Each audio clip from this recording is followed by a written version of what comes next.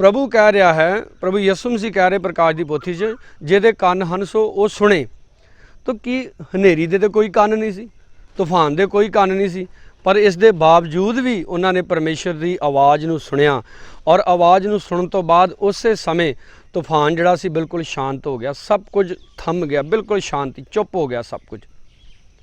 पर अज असीं परमेश्वर दे लोग हो के कहंदे जी आपां कलीसिया दे विच, आपां कलीसिया दे मैंबर हाँ, फलानी कलीसिया दे मैंबर हाँ, फलानी कलीसिया दे मैंबर हाँ।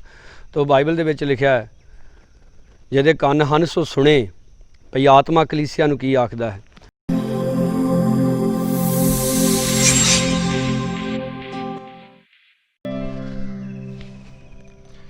हालेलुया। तो सारिਆਂ ਨੂੰ प्रभु यसु मसीह ਦੇ जिंदा और सामर्थी नाम ਦੇ ਵਿੱਚ ਜੈ ਮਸੀਹ ਦੀ।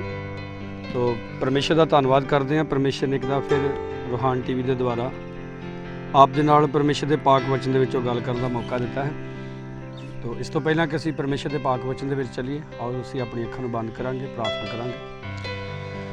साडे स्वर्गी पिता परमेश्वर, तेरा धन्यवाद करते हैं प्यारे खुदावंदा। प्रभु जी तुसीं मौका दिता कि प्रभु जी रूहान टीवी के द्वारा तेरे पाक वचन नूं मैं लोगों के विच सुना सकां, लोगों के नाल शेयर कर सकां। प्रभु जी अज दा जिंदा कलाम जिन्हें लोग सुन, प्रभु उन्होंने नाम के नाम आशीष और बरकत मिले। और प्रभु जी अज दा पाक कलाम सुनने वाले सारे नूं समझ आवे और उन्होंने हृदय के विच वास करे प्यारे खुदावंद। पाक रूह द्वारा अपने इस दास की भी मदद करना प्रभु जी, यसू दे नाम च आमीन। तो परमेश्वर तुहानूं सारिਆਂ नूं बहुत सारी बरकत देगा अज दे पाक कलाम के द्वारा। तो परमेश्वर के पाक वचन नूं ध्यान दे नाल सुनना है। यशायाह नबी की किताब उहदा पहला अध्याय उहदी 2 आयत दे विच लिखिया है, हे आकाश सुन अते हे धरती कन्न ला। यहोवा इउं फरमाउंदा है, मैं पुत्रा नूं पालिया पोसिया पर वो मेथों आकी हो गए। तो परमेश्वर गल कर रहा इत्थे आकाश और धरती दे नाल। और आकाश और धरती दे नाल गल करन दा मतलब ये नहीं कि परमेश्वर डायरैक्ट आकाश और धरती नाल, यानी कि परमेश्वर जिहड़े लोग धरती दे विच रहिंदे ने, उपर आकाश दे विच रहिंदे, उन्हां सारिਆਂ नाल गल करदा। और परमेश्वर कहता कि मैं पुत्रा नूं पालिया पोसिया पर मेथों आकी हो गए। तो अज दा मेरे पाक वचन का विषय है परमेश्वर की आवाज़ नूं सुनना। और परमेश्वर की आवाज़ नूं जिहड़ा सुनना बहुत ही जरूरी है। पर कई बारी इंसान परमेश्वर की आवाज़ नूं सुनना नहीं चाहता। जिवें इत्थे परमेश्वर कह रहा कि मैं पुत्रा नूं पालिया पोसिया पर वो मेथों आकी हो गए। और इंसान इस तरीके नाल आकी हो जाता परमेश्वर की आवाज़ तो सुन सुन के कि परमेश्वर तो कहता भी हुण इधर नूं भी नहीं मुड़ना, परमेश्वर कहता इधर नूं भी नहीं मुड़ना। और इंसान कहता कि मैं अपने मन की इच्छा दे विच चलना चाहुंदा, अपनी मन मर्जी दे नाल चलना चाहुंदा। तो एक आयत असीं होर पढ़ांगे, फिर खुदा दे वचन नूं समझांगे। मरकस दी अंजील नवें नेम दे विच उहदा 4 अध्याय दे विच असीं चलांगे। उहदी 35 आयत च लिखिया, उस दिन जां सांझ होई तां उसने उन्हां नूं कहा, असीं पार चलीए। और वो भीड़ नूं छड्ड के जिवें बेड़ी ते सी तिआह ही उन्होंने लै चले अते होर बेड़ियां भी उहदे नाल सन। तद वड्डी हनेरी वगी अते लहरां बेड़ी पुर इत्थों तीकर लग गईयां, जो बेड़ी पानी नाल भर चली सी। वो बेड़ी दे पिछले सिरे वाल एक सराणा रख के सुत्ता होया सी। तद उन्हां उस नूं जगाया अते उहनूं आख्या, गुरु जी तैनूं कोई फिकर नहीं जो असीं नाश हो चले हां। तद उसने उठ के पौण नूं दबका दिता अते झील नूं कहा, चुप कर, थम जा। तां पौण थम गई अते वड्डा चैन हो गया। हालेलुया। तो एक आयत असीं होर पढ़ांगे, प्रकाश की पोथी उसका 4 अध्याय उहदी 21 आयत दे विच लिखिया है, जिहड़ा जितन वाला है उहनूं मैं अपने संघासन उत्ते अपने नाल बिठावांगा, जिस प्रकार मैं भी जित्या अते अपने पिता दे नाल उहदे संघासन उत्ते बैठा। जिहदे कन हन सो सुणे भी आत्मा कलीसिया नूं की आखदा है। तो प्यारिओ, परमेश्वर सानूं बेहद प्यार करता है। और परमेश्वर ये चाहुंदा है कि इंसान परमेश्वर की आवाज़ नूं सुने। पहला असीं पढ़िया यशायाह नबी की किताब का पहला अध्याय की 2 आयत दे विच परमेश्वर उत्थे कह रहा, हे आकाश सुन ते हे धरती कन्न ला। कि मैं किस तरह तेरी देखभाल की, किस तरह तेनों फलवंत किया, किस तरह तेनों संभालिया। अगर असीं हर रोज़ अपने जीवन में देखिए तो परमेश्वर सानूं संभाल के रखता है। बहुत सारे लोग बीमारियां दे नाल, एक्सीडेंट दे नाल, अलग अलग तरह नाल अपनी पूरी उम्र भोग नहीं पाउंदे और इस संसार नूं छड्ड के चले जाते। परमेश्वर ने सानूं हुण तक संभाल के रखिया।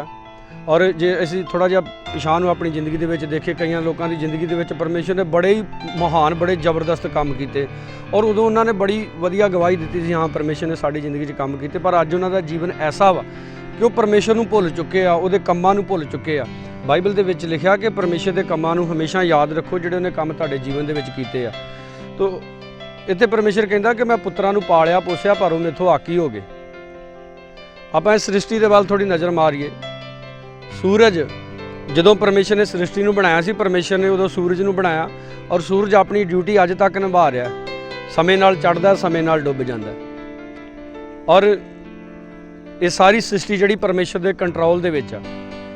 ਉਸ ਤੋਂ ਬਾਅਦ ਅਸੀਂ ਮਰਕਸ ਦੀ ਇੰਜੀਲ 4:35 ਦੇ ਵਿੱਚੋਂ ਪੜ੍ਹਿਆ ਕਿ ਯਿਸੂ ਮਸੀਹ ਆਪਣੇ ਚੇਲਿਆਂ ਦੇ ਨਾਲ ਬੇੜੀ ਦੇ ਉੱਤੇ ਚੜ੍ਹ ਕੇ ਝੀਲ ਦੇ ਵਿੱਚੋਂ ਦੀ ਗਰਸੇਨੀਆਂ ਨਾਂ ਦੇ ਦੇਸ਼ ਵਿੱਚ ਜਾ ਰਹੇ ਸੀ। ਤੋ ਰਸਤੇ ਦੇ ਵਿੱਚ ਤੂਫਾਨ ਆ ਗਿਆ ਔਰ ਪ੍ਰਭੂ ਯਿਸੂ ਮਸੀਹ ਬੇੜੀ ਦੇ ਵਿੱਚ ਸੁੱਤੇ ਪਏ ਸੀ ਸਿਰਹਾਣਾ ਲੈ ਕੇ। ਤੋ ਤੂਫਾਨ ਏਡਾ ਜ਼ਬਰਦਸਤ ਸੀ ਕਿ ਚੇਲਿਆਂ ਦੇ ਕੋਲ ਉਹਦਾ ਸਾਹਮਣਾ ਨਹੀਂ ਕੀਤਾ ਗਿਆ। ਔਰ ਅਗਰ ਅਸੀਂ ਬਾਈਬਲ ਨੂੰ ਜਾਣਨ ਵਾਲੇ ਹਾਂ ਤੇ ਜਿਹੜੇ ਪ੍ਰਭੂ ਯਿਸੂ ਮਸੀਹ ਦੇ ਚੇਲੇ ਸੀ ਉਹ ਜ਼ਿਆਦਾਤਰ ਮਛਵਾਰੇ ਸੀ ਔਰ ਤੂਫਾਨ ਦੇ ਨਾਲ ਉਹਨਾਂ ਦਾ ਸਾਹਮਣਾ ਹੋਣਾ ਕੋਈ ਨਵੀਂ ਗੱਲਬਾਤ ਨਹੀਂ ਸੀ, ਕਿਉਂਕਿ ਜਿਹੜੇ ਮਛਵਾਰੇ ਆ ਉਹਨਾਂ ਨੂੰ ਪਤਾ ਕਿ ਤੂਫਾਨ ਜਿਹੜੇ ਆ ਸਮੁੰਦਰ ਝੀਲ ਦੇ ਵਿੱਚ ਆਉਂਦੇ ਜਾਂਦੇ ਰਹਿੰਦੇ ਆ।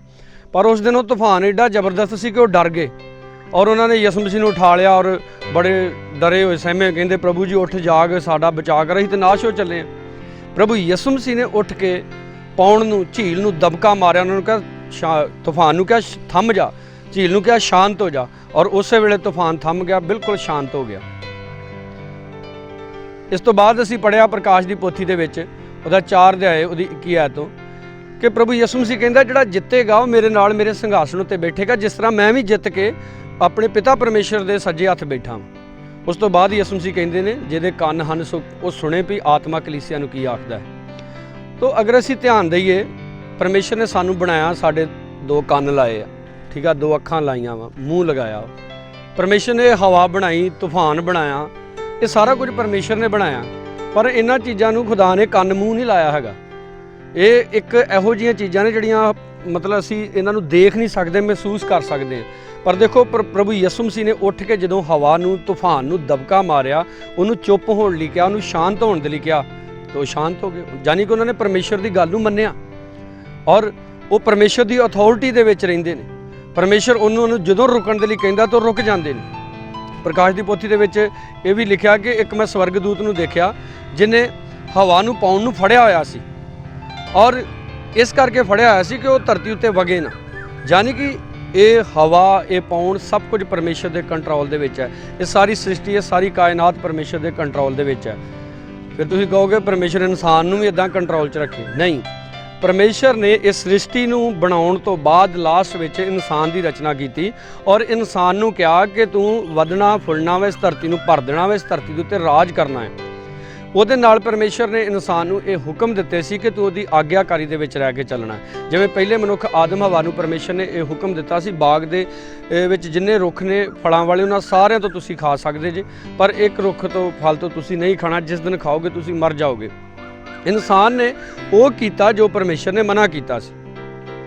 ਇਸ ਲਈ ਅੱਜ ਵੀ ਇਨਸਾਨ ਉਹ ਕਰਦਾ ਵਾ ਜਿਸ ਗੱਲ ਤੋਂ ਪਰਮੇਸ਼ਰ ਮਨਾ ਕਰਦਾ ਵਾ। ਪ੍ਰਭੂ ਕਹਿ ਰਿਹਾ ਹੈ, ਪ੍ਰਭੂ ਯਿਸੂ ਮਸੀਹ ਕਹਿ ਰਹੇ ਪ੍ਰਕਾਸ਼ ਦੀ ਪੋਥੀ 'ਚ, ਜਿਹਦੇ ਕੰਨ ਹਨ ਸੋ ਉਹ ਸੁਣੇ।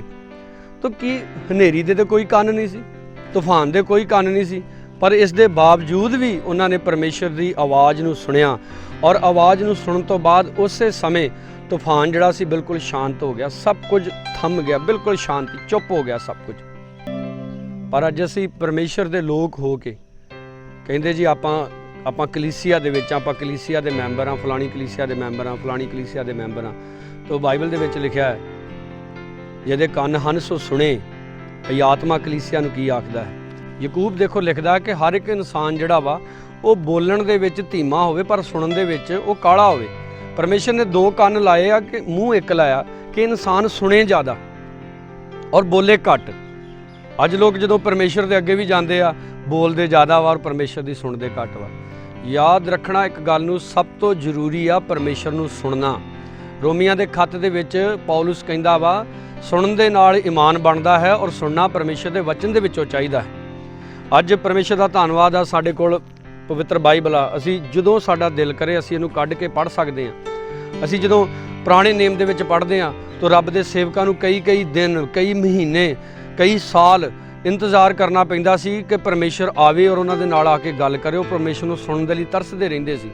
ਅੱਜ ਤੇ ਪਰਮੇਸ਼ਰ ਦਾ ਵਚਨ ਪਰਮੇਸ਼ਰ ਦੇ ਸੇਵਕ ਟੀਵੀ ਰਾਹੀਂ, ਇੰਟਰਨੈਟ ਦੇ ਰਾਹੀਂ, ਕਨਵੈਨਸ਼ਨ ਕਰੂਸਰ ਦੇ ਰਾਹੀਂ ਲਗਾਤਾਰ ਸੁਣਾ ਰਹੇ ਨੇ ਔਰ ਫਿਰ ਵੀ ਆਪਾਂ ਪਰਮੇਸ਼ਰ ਦੀ ਆਵਾਜ਼ ਨੂੰ ਸੁਣਦੇ ਨਹੀਂ। ਅਗਰ ਇੱਕ ਤੂਫਾਨ ਜਿਹਦੇ ਕੰਨ ਵੀ ਨਹੀਂ ਹੈਗੇ ਉਹ ਪਰਮੇਸ਼ਰ ਦੀ ਆਵਾਜ਼ ਨੂੰ ਸੁਣਨ ਤੋਂ ਬਾਅਦ ਬਿਲਕੁਲ ਸ਼ਾਂਤ ਹੋ ਸਕਦਾ ਹੈ, ਤੇ ਅੱਜ ਦੇ ਬਣਾਏ ਹੋਏ ਪਰਮੇਸ਼ਰ ਦੇ ਹੱਥਾਂ ਦੇ ਬਣਾਏ ਹੋਏ ਬੰਦੇ ਨੂੰ ਕੀ ਹੋ ਗਿਆ? ਉਹ ਪਰਮੇਸ਼ਰ ਦੀ ਆਵਾਜ਼ ਨੂੰ ਸੁਣੇ। ਸਾਡੇ ਆਲੇ ਦੁਆਲੇ ਬਹੁਤ ਸਾਰੀਆਂ ਆਵਾਜ਼ਾਂ ਨੇ। ਆਪਾਂ ਇਸ ਜਗ੍ਹਾ ਤੇ ਰਿਕਾਰਡਿੰਗ ਕਰ ਰਹੇ ਹਾਂ, ਤਾਂ ਜਦੋਂ ਅਸੀਂ ਬਾਹਰ ਰਿਕਾਰਡਿੰਗ ਕਰਨ ਆਉਂਦੇ ਹਾਂ ਤਾਂ ਕਈ ਆਵਾਜ਼ਾਂ ਸਾਨੂੰ ਡਿਸਟਰਬ ਕਰਦੀਆਂ, ਪੰਛੀਆਂ ਦੀਆਂ ਆਵਾਜ਼ਾਂ ਕਈ। ਅਸੀਂ ਕੋਸ਼ਿਸ਼ ਕਰਦੇ ਵੀ ਇਹ ਆਵਾਜ਼ ਜਿਹੜੀ ਹੈ ਸਾਡੀ ਰਿਕਾਰਡਿੰਗ ਦੇ ਵਿੱਚ ਨਾ ਆਵੇ। ਇਸੇ ਤਰ੍ਹਾਂ ਅੱਜ ਇਨਸਾਨ ਦੀ ਜ਼ਿੰਦਗੀ 'ਚ ਕਈ ਆਵਾਜ਼ਾਂ ਨੇ, ਰਿਸ਼ਤੇਦਾਰਾਂ ਦੀਆਂ ਆਵਾਜ਼ਾਂ, ਟੈਨਸ਼ਨਾਂ ਦੀਆਂ ਆਵਾਜ਼ਾਂ, ਪਰੇਸ਼ਾਨੀਆਂ, ਮੁਸ਼ਕਲਾਂ, ਇੱਥੋਂ ਤੱਕ ਦੋਸਤਾਂ ਦੀਆਂ ਆਵਾਜ਼ਾਂ, ਜਿਹੜੇ ਦੋਸਤ ਸਾਨੂੰ ਨਰਕਾਂ ਦੀ ਅੱਗ ਵੱਲ ਲੈ ਕੇ ਜਾਣਾ ਚਾਹੁੰਦੇ। ਪਰ ਸਭ ਤੋਂ ਜ਼ਰੂਰੀ ਆ ਪਰਮੇਸ਼ਰ ਦੀ ਆਵਾਜ਼ ਨੂੰ ਸੁਣਨਾ। ਔਰ ਬਾਈਬਲ ਦੇ ਵਿੱਚ ਲਿਖਿਆ, ਜਾਂ ਤੂੰ ਪਰਮੇਸ਼ਰ ਦੀ ਆਵਾਜ਼ ਨੂੰ ਸੁਣੇ ਤੇ ਆਪਣੇ ਦਿਲ ਨੂੰ ਕਠੋਰ ਨਾ ਕਰੀ, ਜਿਵੇਂ ਇਸਰਾਏਲੀਆਂ ਨੇ ਉਜਾੜ ਦੇ ਵਿੱਚ ਕੀਤਾ ਸੀ। ਤਾਂ ਉਹਨਾਂ ਨੇ ਆਪਣੇ ਦਿਲ ਨੂੰ ਕਠੋਰ ਕੀਤਾ, ਪਰਮੇਸ਼ਰ ਦੀ ਆਵਾਜ਼ ਨੂੰ ਸੁਣਿਆ ਨਹੀਂ, ਤਾਂ ਉਹ ਲਿਖਿਆ ਉਹ ਰਸਤੇ 'ਚ ਹੀ ਨਾਸ਼ ਹੋ ਗਏ। ਕਿ ਆਪਾਂ ਨਾਸ਼ ਹੋਣਾ ਚਾਹੁੰਦੇ ਹਾਂ ਕਿ ਜਾਂ ਆਪਾਂ ਫਲਵੰਤ ਹੋਣਾ ਚਾਹੁੰਦੇ? ਪਰਮੇਸ਼ਰ ਕਹਿੰਦਾ ਮੈਂ ਪੁੱਤਰਾਂ ਨੂੰ ਪਾਲਿਆ ਪੋਸਿਆ, ਅੱਜ ਉਹ ਆਕੀ ਹੋ ਗਏ। ਅੱਗੇ ਪਰਮੇਸ਼ਰ ਕਹਿੰਦਾ ਬਲਦ ਆਪਣੇ ਮਾਲਕ ਦੀ ਆਵਾਜ਼ ਪਛਾਣਦਾ ਹੈ ਤੇ ਖੋਤਾ ਆਪਣੇ ਸਾਈਂ ਦੀ ਖੁਰਲੀ ਨੂੰ ਜਾਣਦਾ, ਪਰ ਪਰਮੇਸ਼ਰ ਕਹਿੰਦਾ ਮੇਰੇ ਲੋਕ ਜਾਣਦੇ ਨਹੀਂ। ਇਸ ਲਈ ਮੇਰੇ ਪਿਆਰਿਓ, ਪਰਮੇਸ਼ਰ ਨੇ ਤੁਹਾਨੂੰ ਕੰਨ ਲਾਏ ਆ। ਵਚਨ ਕਹਿੰਦਾ ਹੈ ਜਿਹਦੇ ਕੰਨ ਹਨ ਸੋ ਸੁਣੇ, ਭਈ ਆਤਮਾ ਕਲੀਸਿਆ ਨੂੰ ਕੀ ਆਖਦਾ ਹੈ। ਇਸ ਵਾਸਤੇ ਪਰਮੇਸ਼ਰ ਨੂੰ ਸੁਣੋ ਔਰ ਉਹਦੀ ਆਵਾਜ਼ ਦੇ ਉੱਤੇ ਕੰਨ ਲਗਾ ਕੇ ਰੱਖੋ, ਔਰ ਜੋ ਪਰਮੇਸ਼ਰ ਕਹਿੰਦਾ ਉਹ ਤੁਸੀਂ ਕਰੋ, ਉਹਦੀ ਆਗਿਆਕਾਰੀ ਦੇ ਵਿੱਚ ਰਹੋ। ਤੂਫਾਨ, ਹਵਾਵਾਂ, ਇਹ ਸਾਰੀ ਕਾਇਨਾਤ ਪਰਮੇਸ਼ਰ ਦੇ ਕੰਟਰੋਲ 'ਚ ਹੈ, ਉਹਦੀ ਆਵਾਜ਼ ਨੂੰ ਸੁਣਦੇ ਆ। ਤੋ ਅਸੀਂ ਵੀ ਪਰਮੇਸ਼ਰ ਦੀ ਆਵਾਜ਼ ਨੂੰ ਸੁਣਨਾ ਹੈ। ਪਰਮੇਸ਼ਰ ਤੁਹਾਨੂੰ ਬਰਕਤ ਦੇਗਾ। ਆਓ ਸਾਰੇ ਅੱਖਾਂ ਨੂੰ ਬੰਦ ਕਰੀਏ, ਦੁਆ ਕਰਾਂਗੇ। ਮੇਰੇ ਸਵਰਗੀ ਪਿਤਾ ਪਰਮੇਸ਼ਰ, ਅੱਜ ਦਾ ਪਾਕ ਕਲਾਮ ਸੁਣਨ ਤੋਂ ਬਾਅਦ ਸੱਚਮੁੱਚ ਲੋਕਾਂ ਦੇ ਹਿਰਦੇ ਪ੍ਰਭੂ ਜੀ ਪਿਘਲ ਜਾਣ ਪਿਆਰੇ ਖੁਦਾਵੰਦ, ਔਰ ਤੇਰੀ ਆਵਾਜ਼ ਨੂੰ ਇਹ ਲੋਕ ਸੁਣਨ ਦੇ ਆਦੀ ਬਣ ਜਾਣ ਪਿਆਰੇ ਪਰਮੇਸ਼ਰ। ਮੇਰੀ ਦੁਆ ਹੈ ਪਿਆਰੇ ਖੁਦਾਵੰਦਾ, ਸ਼ੈਤਾਨ ਦੀ ਹਰ ਤਰ੍ਹਾਂ ਦੀ ਕੋਸ਼ਿਸ਼ ਜੋ ਤੇਰੇ ਲੋਕਾਂ ਨੂੰ ਤੇਰੀ ਆਵਾਜ਼ ਸੁਣਨ ਤੋਂ ਰੋਕਦੀ ਹੈ, ਪ੍ਰਭੂ ਯਿਸੂ ਤੇਰੇ ਨਾਮ 'ਚੋਂ ਦੂਰ ਹੋ ਜਾਏ ਖੁਦਾਵੰਦਾ। ਪਿਆਰੇ ਪ੍ਰਭੂ ਜੀ, ਪਾਕ ਰੂਹ ਦੇ ਦੁਆਰਾ ਇੱਕ ਦੀ ਬੁੱਧ ਖੁੱਲ ਜਾਏ ਖੁਦਾਵੰਦਾ। ਪ੍ਰਭੂ ਜੀ, ਜਿਵੇਂ ਤੁਸੀਂ ਚੇਲਿਆਂ ਦੇ ਉੱਤੇ ਫੂਕ ਮਾਰੀ, ਉਹਨਾਂ ਦੀ ਬੁੱਧ ਨੂੰ ਖੋਲ ਦਿੱਤਾ, ਅੱਜ ਮੈਂ ਤੇਰਾ ਦਾਸ ਹੋਣ ਦੇ ਨਾਤੇ ਦੁਆ ਕਰਦਾ ਪ੍ਰਭੂ ਜੀ, ਇਸ ਕਲਾਮ ਨੂੰ ਸੁਣਨ ਵਾਲਿਆਂ ਦੀ ਬੁੱਧ ਖੁੱਲ ਜਾਏ ਖੁਦਾਵੰਦਾ, ਉਹਨਾਂ ਦੇ ਦੁਨਿਆਵੀ ਔਰ ਰੂਹਾਨੀ ਕੰਨ ਖੁੱਲ ਜਾਣ ਖੁਦਾਵੰਦਾ, ਤੇਰੀ ਆਵਾਜ਼ ਨੂੰ ਸੁਣ ਔਰ ਉਹਦੇ ਅਨੁਸਾਰ ਚੱਲਣ ਖੁਦਾਵੰਦਾ। ਰੂਹਾਨ ਟੀਵੀ ਨੂੰ ਵੀ ਬਹੁਤ ਸਾਰੀ ਆਸ਼ੀਸ਼ ਔਰ ਬਰਕਤ ਦੇ, ਉਹਨਾਂ ਦੀ ਪੂਰੀ ਟੀਮ ਤੇ ਤੁਹਾਡਾ ਦਇਆ ਵਾਲਾ ਹੱਥ ਹੋਵੇ। ਪ੍ਰਭੂ ਯਿਸੂ ਦੇ ਨਾਮ 'ਚ ਦੁਆ ਮੰਗਦੇ ਹਾਂ, ਆਮੀਨ। ਤਾਂ ਸਾਰਿਆਂ ਨੂੰ ਜੈ ਮਸੀਹ ਦੀ। ਪਰਮੇਸ਼ਰ ਅੱਜ ਦੇ ਵਚਨ ਦੇ ਦੁਆਰਾ ਤੁਹਾਨੂੰ ਸਾਰਿਆਂ ਨੂੰ ਬੜੀ ਬਰਕਤ ਦੇਵੇ, ਆਮੀਨ।